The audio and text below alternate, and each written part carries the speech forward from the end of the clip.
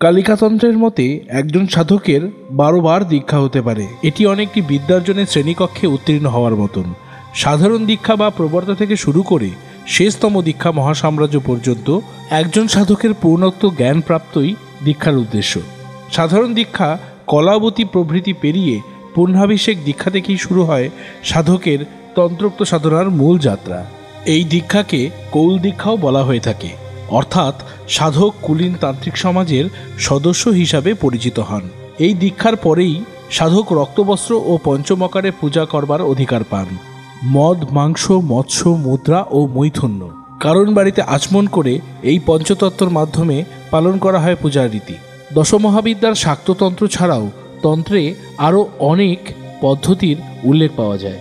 এর মধ্যে গণনাট্যতন্ত্র, শৈবতন্ত্র, হনুমততন্ত্র, নারায়ণী তন্ত্র প্রভৃতি উল্লেখযোগ্য।